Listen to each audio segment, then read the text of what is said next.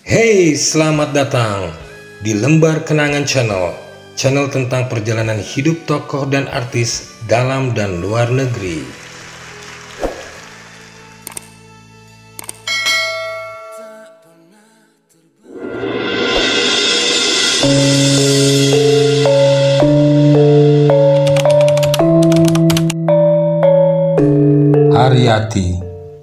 Haryati merupakan anak bungsu dari 7 bersaudara.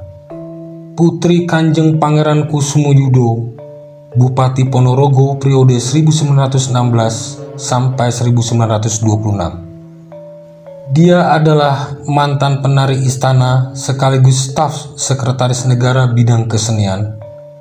Haryati tampil menari di istana tampak siring Bali. Jejak romantisme Bung Karno kepada Haryati bisa dibaca dari surat-surat cintanya yang sempat beredar.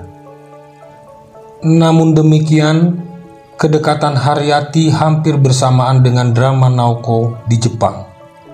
Meski Soekarno dan Haryati akhirnya menikah pada tahun 1963. Setelah dikaruniai seorang putri bernama Ayu Gembirowati, Haryati dianggap sebagai istri yang tidak bisa akrab dengan pasangan Soekarno lainnya, dan sudah tidak ada kecocokan lagi, sehingga di usianya yang baru 26 tahun, Haryati berpisah dengan Soekarno.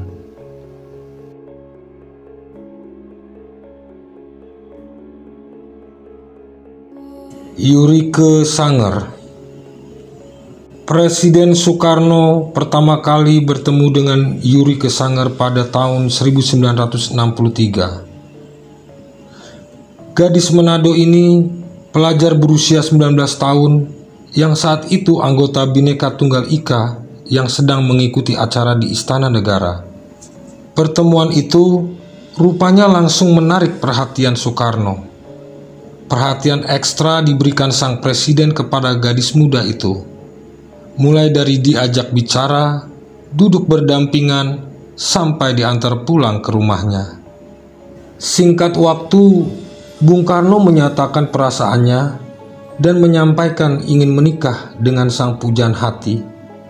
Seuntai kalung pun diberikan ke Yurike. Akhirnya, Bung Karno menemui orang tua Yurike pada 6 Agustus 1964. Dan mereka menikah secara Islam dengan sederhana di rumah Yurike.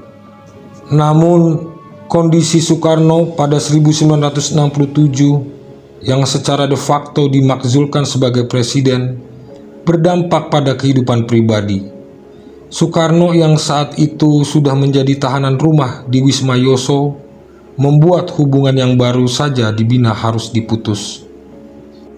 Akhirnya, dengan berbagai dramatika, perceraian terjadi. Soekarno dan Yurike Sanger berpisah.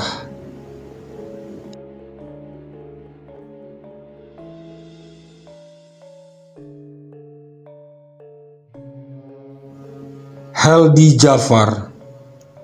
Pertemuan pertama Heldy Jafar dengan Soekarno ketika Heldy Jafar menjadi pasukan pengibar bendera Bhinneka Tunggal Ika di istana.